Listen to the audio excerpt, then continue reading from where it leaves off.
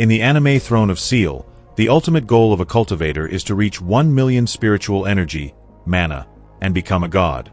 However, becoming a god in this universe differs significantly from how it works in Soul Land. Here, there is no such thing as the traditional divine realm, where those who reach the limits of human strength ascend. Even though Long Haochen eventually possessed an enormous amount of spiritual power, 990,000 points, he did not become a god. The reason? The price of doing so was too great. Why, you ask? There are several reasons. The first and most important, the limitations set by the laws of this world. The second, the unique divine laws of this continent's divine realm. The divine realm in Throne of Seal is very special. 6,000 years ago, when the demons descended upon the sacred continent with their 72 pillars, the world underwent radical changes. The pace of human cultivation slowed, spiritual energy thinned, the power of evil grew stronger, and unknowingly, the sacred continent came under the restrictions of heaven and earth. Moreover, once someone becomes a god, their physical body disappears, dissolving between heaven and earth. Only their consciousness remains. This makes existence as a god extremely unique and painful. That's why Lux refused to become a god, and it also became a serious obstacle for Long Haochen. For him, losing his physical body and existing only as a soul meant giving up his current life, emotions, and human connections. After learning of this law, Long Haochen chose not to become a god. But why exactly was this continent cut off from the divine realm? As mentioned, 6,000 years ago, the arrival of the 72 demonic pillars caused huge changes. The rate of cultivation slowed, and spiritual energy weakened. As a result, the sacred continent gradually isolated itself from the divine realm. Essentially, and unfortunately, the connection with the divine realm was severed. For example, in Soul Land, no such problems exist, and those who reach the peak, rank 100, can become gods and ascend to the divine realm. Under current conditions, Long Haochen, despite his immense spiritual power, was unable to contact the divine realm and therefore could not ascend. Moreover, forcefully becoming a god would violate the continent's laws, leading to the disintegration of his physical body and existence only as consciousness. From an external point of view, the path to godhood was closed to Long Haochen. This reflects a delicate balance between personal strength and responsibility. Long Haochen became the Knight of the Seal of Eternity and Creation, possessing the power to create all things. His strength reached an incredible level, comparable to that of a demigod.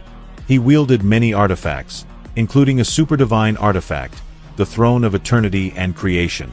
He was also supported by his companions and spiritual stoves, further boosting his actual power.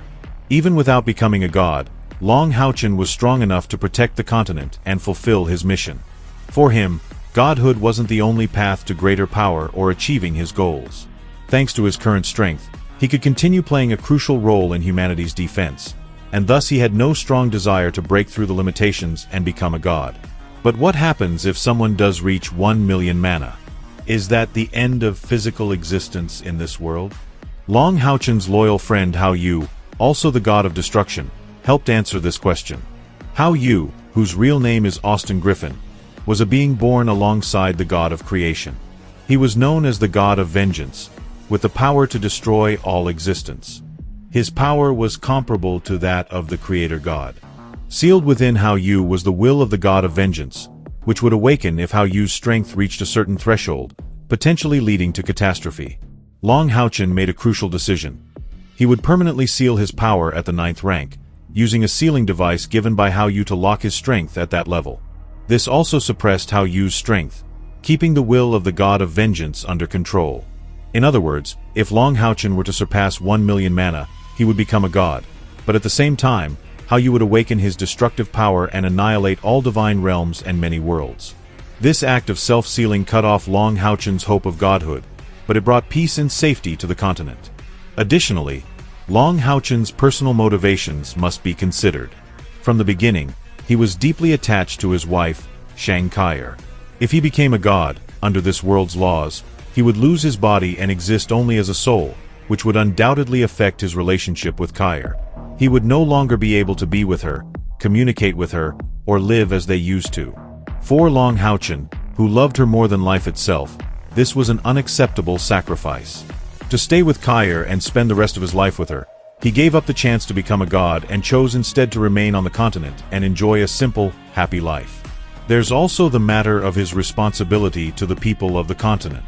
As a leader and hero of humanity, Long Haochen felt a deep responsibility to the people. He understood that his mission was to protect peace and prosperity. After defeating the demon threat, he focused his efforts on rebuilding and developing human society. Becoming a god would mean leaving the continent behind, along with that responsibility, something he was unwilling to do. Instead, he chose to stay and contribute to the future of humanity with his own power. But does this mean it's all over for him? Will he die without ever becoming a god? It turns out, no. I found some very interesting information.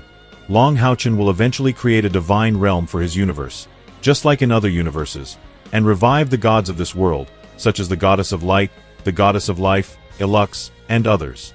After all, the main divine realm in the world of Soulland already has such gods, but they will exist only in this lower divine realm of the Throne of Seal universe. And they even showed that Ilux has already been revived by Tang San and has become a god in Tang San's world. We'll see how this develops in the anime. But why didn't they have a divine realm in the first place? Because the primordial god of destruction, Austin Griffin, was sealed within this universe. Therefore, the primordial god of creation did not create a divine realm for this world, since all divine realms across universes are eventually interconnected. The creator god wanted to ensure that even if Austin Griffin was released and destroyed this universe, he wouldn't be able to access other universes, since there was no connection between them. The primordial god of creation also set a rule that those who truly reach godhood in this world must disappear into nature, to preserve the balance, or to maintain the amount of spiritual energy, since there was no divine realm to sustain it. You could say that Long Haochen uncovered this secret by unifying all divine thrones, and realized that he could bypass this rule by inheriting the position of the creator god. It's a bit complex, but you get the idea. Because of the god of destruction, and for the safety of all universes and divine realms, which are many, the Throne of Seal universe was cut off from the divine world. If anything is incorrect, those who have read the novel, feel free to correct me in the comments. I'd love to hear your thoughts. So it's quite possible that we haven't seen the last of Long Haochen after all. Thanks so much for watching. Comment below if you'd like to see him become a god. Subscribe to the channel, leave a like, and see you next time.